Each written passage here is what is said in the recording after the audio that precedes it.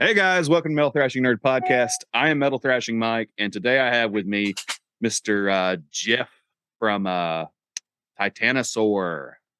Yo. I actually don't know how to pronounce your last name. I've never asked you.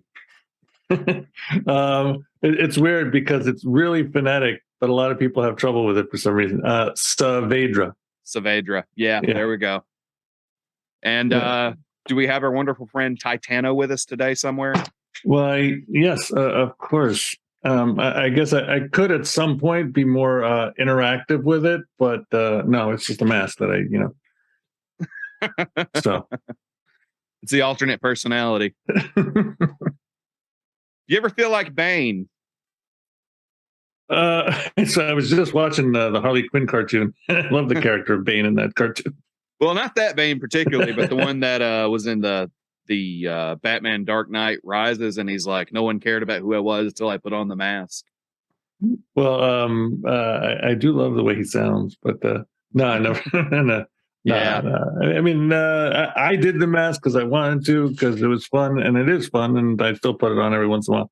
It's just in the summer; it's really hot in there, and it's hard to breathe as it is. So yeah. Yeah, I was surprised to see you on the mower with the mask on. That was a nice snapshot.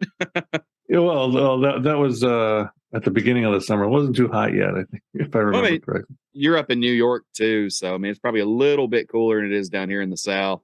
Yeah, a little bit. It's hotter than hell down here in Georgia. Oh, I'm sure. It's been a wonderful summer, just great. It actually hasn't been too bad up here, but very dry. We're already in an extreme drought in the lower parts of New York. Up here, we have not had any problem with that this year. We had a drought a few years back. Well, hell, we're talking about the fucking weather here. Let's talk about some damn music. So, for those that don't know, Geoff has been on the show before. If you hadn't checked that episode out, it's we called it Prehistory of Metal just because we had Titanosaur. And last time you were promoting Absence of Universe. Yeah, man. That was the album that came out in February. Stellar.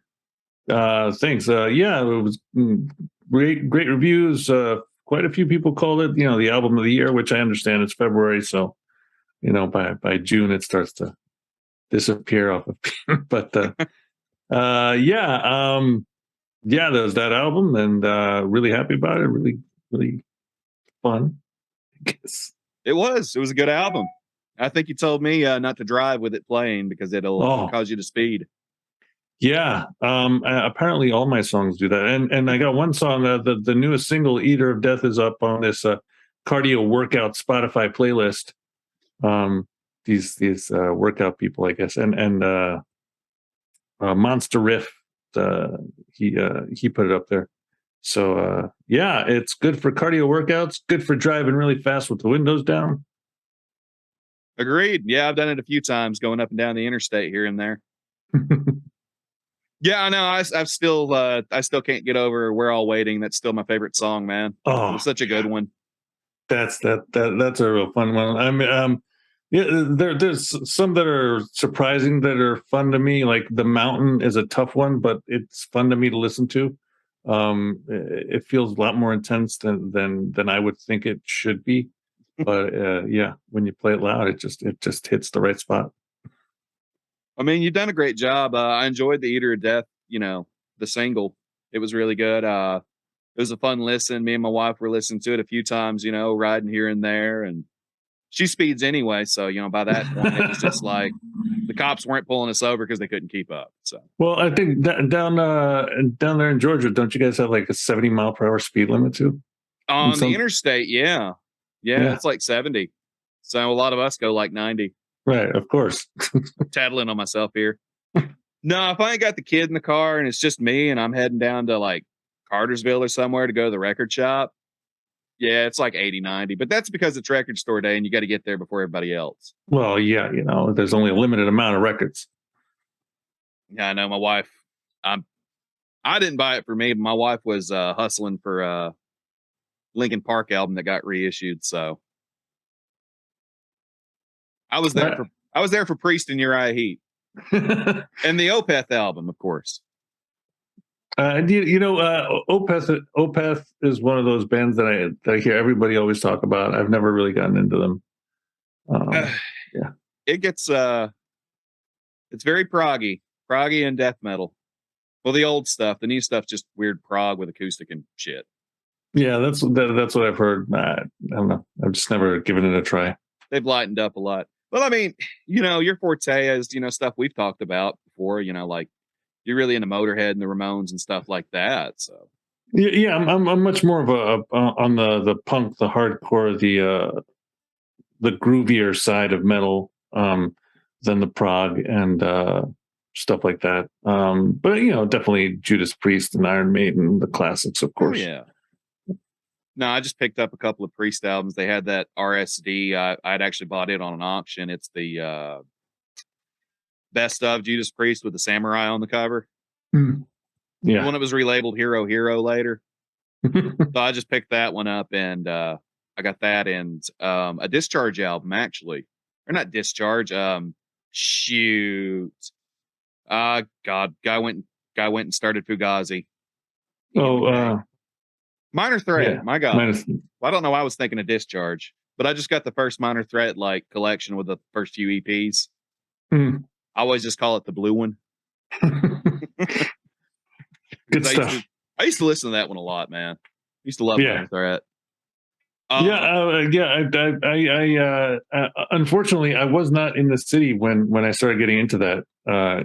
I was already in Connecticut, and so getting into those kind of more classic, I guess at this point they're considered hardcore punk stuff. I missed out on Minor Threat, Gorilla Biscuits, stuff like that. Right. I got into them when Fugazi and Quicksand, their later bands, everybody's later bands, which were also much more. Well, not Fugazi, but Quicksand is much more crossing over into heavy metal there. Yeah, a little more bit. groove. Yeah. Yeah, I did go and listen to that actually. The last time you were on here, you said go listen to Quicksand, and I enjoyed it. So yeah, it was great stuff. The Manic Compression album is really awesome. Their new album that they just came out with, I think last year. I haven't given that a chance. For me, it's interesting that production has a lot to do with the overall sound. I mean, production from if you compare production from the '90s to now, and the guitar sounds and everything. If you recorded all that stuff from the '80s, '90s, now it wouldn't sound the same. It wouldn't have the same impact. So I don't know. For me, the new Quicksand album lacks a little bit of energy that the other albums do. I think that's the same with a lot of like thrash stuff that I listen to. I feel like a lot of times it lacks some of that energy because of the older recording techniques and such. And you kind of have to. I don't know. I think Exodus has done a good job recently. I think Testament's done a good job, but a lot of the others, Metallica don't sound the same, obviously. Anyway, but Megadeth hit and miss. It's hit and miss. Dystopia was really good, but Megadeth's always been a tough one because for a lot of reasons, Mustaine's voice changes every album. Yeah. There's that, and then and his guitar tones sound a little different because of the different recording stuff that the different studios. If he's controlling it more than the producer, etc. So yeah, Megadeth's a hit and miss, definitely. Yeah, I think one of the bands that transitioned from the mid '90s into the 2000s that still sounded good up till the end to me was Nevermore. Yeah, I never got into them. I think they had a good transition tonally. They transitioned to a lot of the, I guess the trend of the 2000s, which was just like loud. Your production was just loud. It was like peaking out at -2 all the time. Everybody's did. And now we've got Spotify and everybody wants it at like -14 and shit. So right. Technical stuff, guys. Technical stuff. Fun stuff. Yes. Another great band that grew up with the production is Testament. Absolutely, like you mentioned. Yeah. Their latest albums, great songs, great sound. Chuck Billy's vocals are perfect spot in the guitars. So yeah, that's another band that really worked with it. Back in April, and man, they're still just solid. Yeah. You know, they closed up that show with Death Angel and Exodus, and it's still like, okay, that's why they're Mm. closing the show. They're still Testament. Yeah. Yeah. Dolnick's still a monster. Peterson still writes tons of riffs. He's, to me, he's kind of like next Iommi as far as being a riff master Oh yeah. Yeah. He's been doing that band since what, the early '80s. So and evolving it and growing it every Yeah. album. Yeah. I mean, there's not two Testament albums that sound the same to me. Yeah. So at least we both agree on that, at least with Testament. That's great. I actually didn't realize you were a Testament fan. Oh yeah. Yeah. Practice What You Preach was one of the first records that I bought way back in the day. Mine was actually New Order. Well, it was the greatest hits before that, but when I got one of their first full albums, it was actually New Order, and I found it at a record store in Gatlinburg, and I was like, okay, cool. Early Testament. I want that, But Yeah. before that, Yeah. From Practice What You Preach, I remember hearing one of their older songs on compilation. I actually did I'm on TikTok too. I did a TikTok thing about the compilation albums, or I don't remember if I did it or I've been thinking about doing it. Anyway, I got two of the compilation tapes from way back in the '80s. That's how we used to learn about thrash metal. Like one was called Thrash Metal, and I think it was all Metal Blade artists. Um, yeah. but yeah, that's how I learned about Slayer and Megadeth and Testament and a few other bands. Halloween. That's how I learned about Halloween back then. Um, and so that's where I heard one of Testament's older songs. And for me, it wasn't as interesting as when Chuck Billy's voice dropped a little bit later Yeah. on. Around Low. Oh, when he did Low, that was insane. And that's such a controversial album for them at that point too. Like around that same point, I think like Carcass had the same issue with Heartwork, and everybody kind of started going a weird way. Yeah, I remember I was a DJ in college back then when Low came out, and I listened to it, and it was really jarring, and I had trouble getting into it. But like 5 years, 10 years later, I went back and listened to it again, and I could enjoy it more. Luckily, I had hindsight for me, so I wasn't but like 6 or 7 when it came out. So I kind of lucked out on that one. And when I came into thrash, it was like everybody was putting out new albums. They just went back to the old sound. So I'm a little older than. Yeah, I'm 35. I think at this point everybody knows that I'm just I'm a poser. I got 10 years on you. I came in later. No, I kind of wanted to talk about Eater of Death, and how's it been doing for you?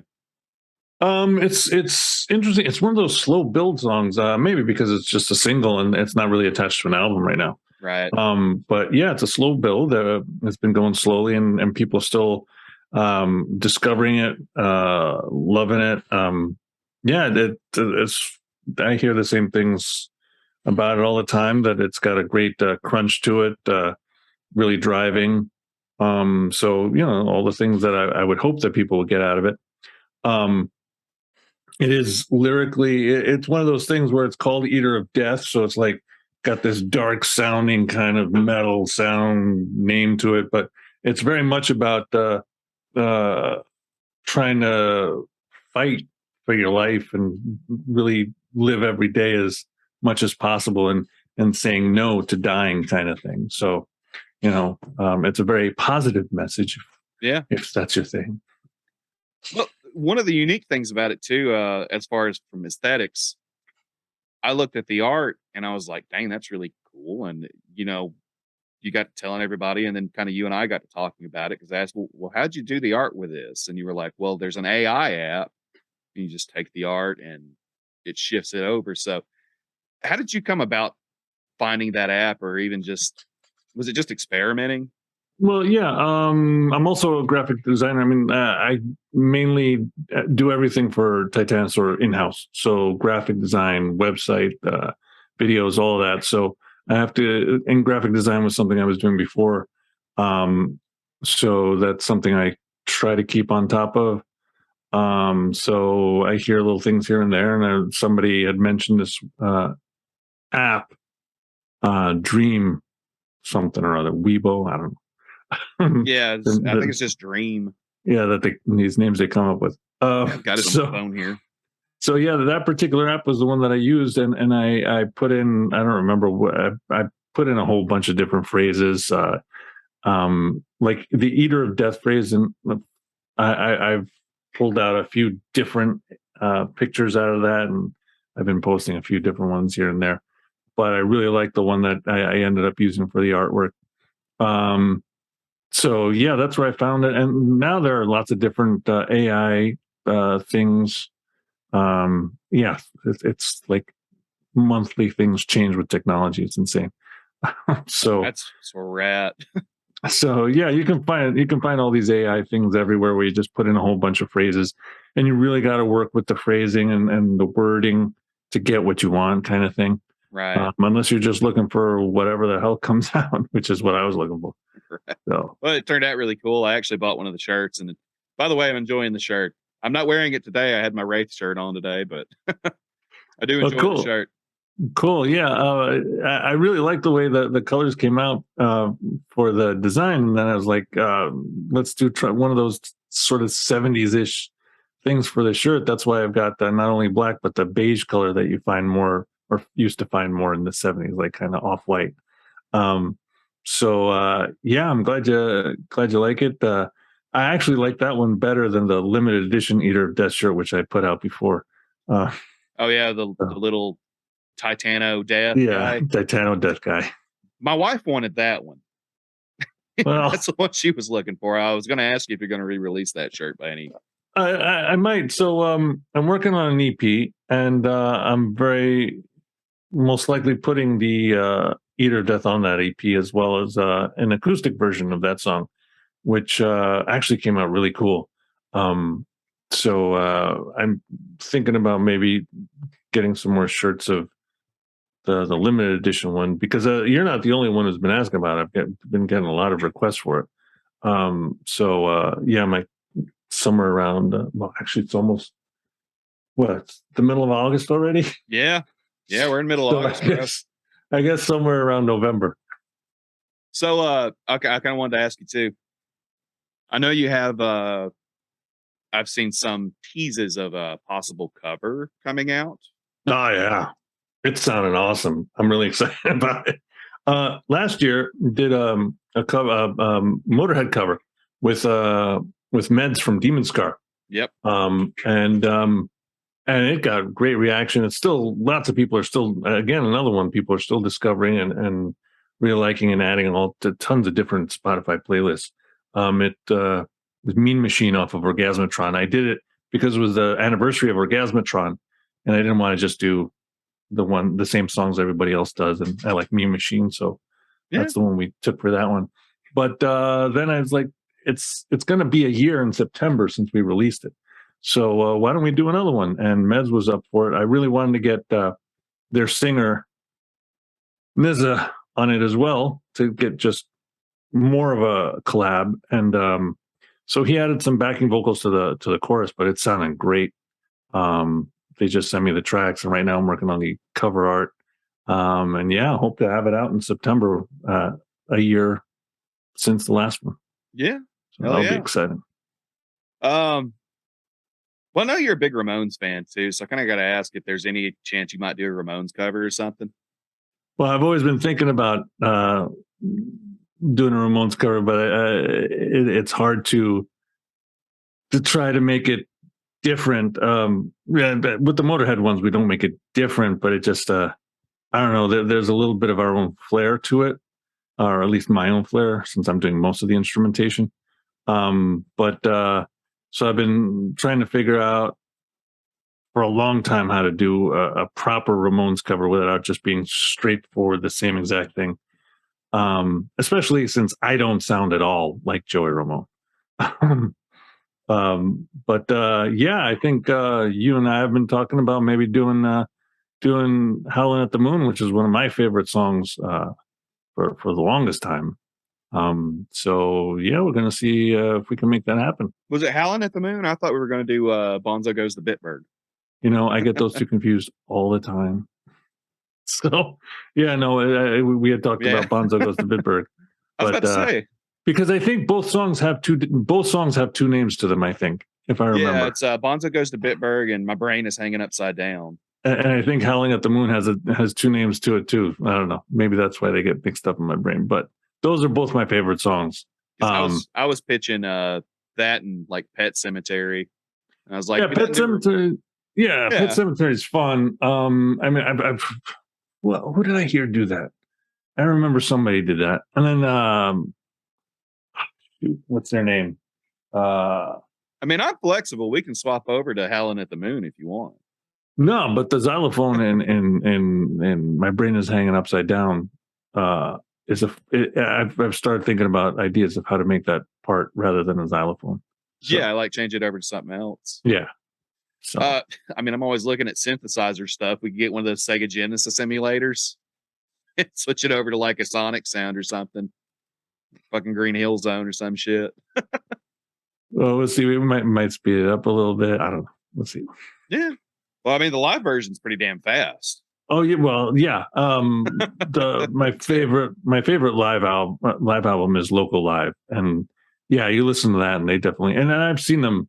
I saw them 3 or 4 times live, and yeah, everything's definitely sped up much faster.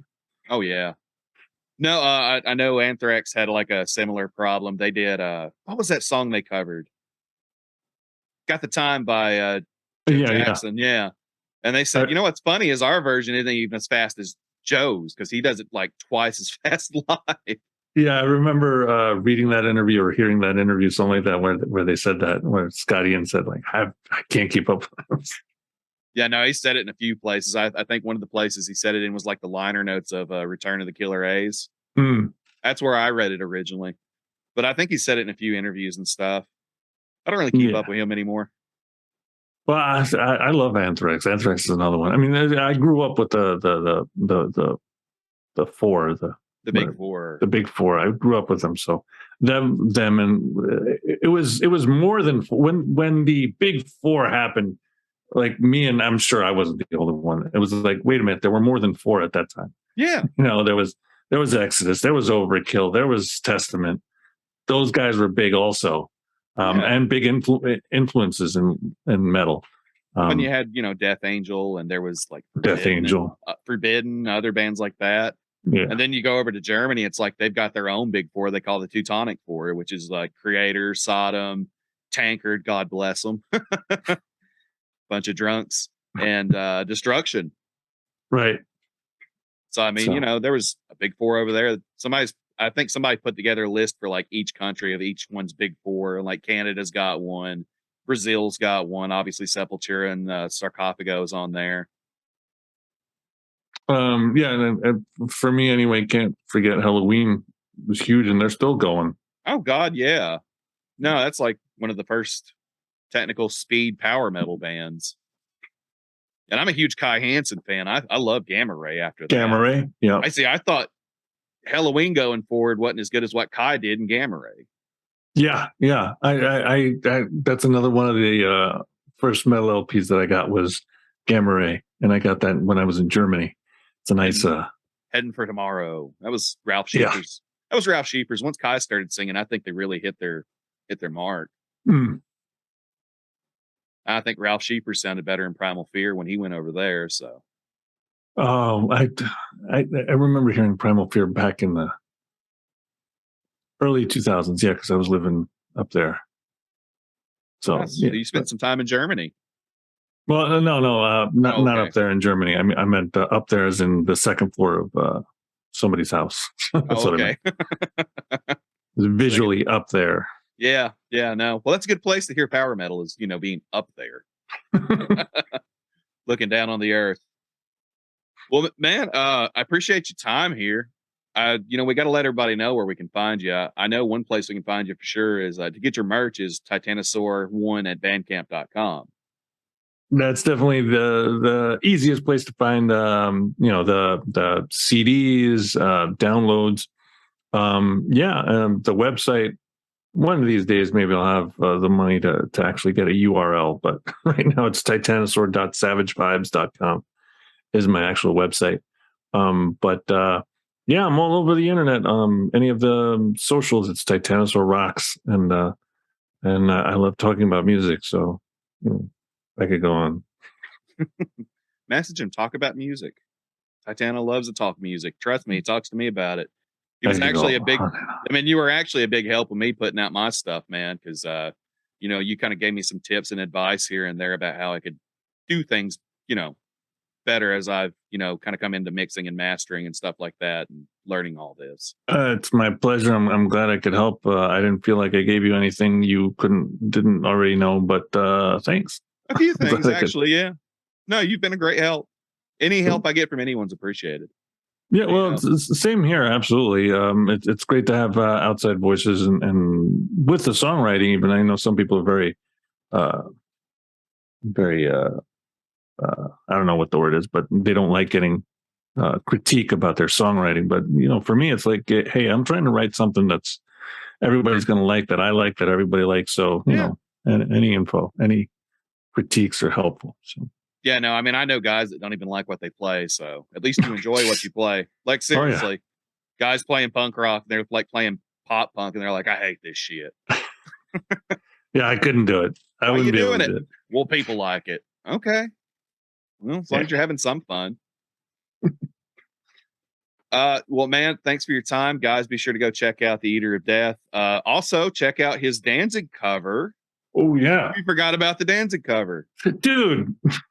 So much going on. we don't even have to talk about it. Just let them know where we can find it.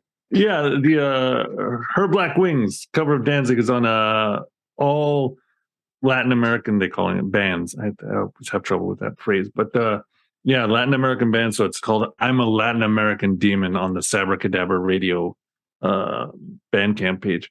So you just look for Sabracadabra Radio, and then you'll find the link for that. Hell yeah.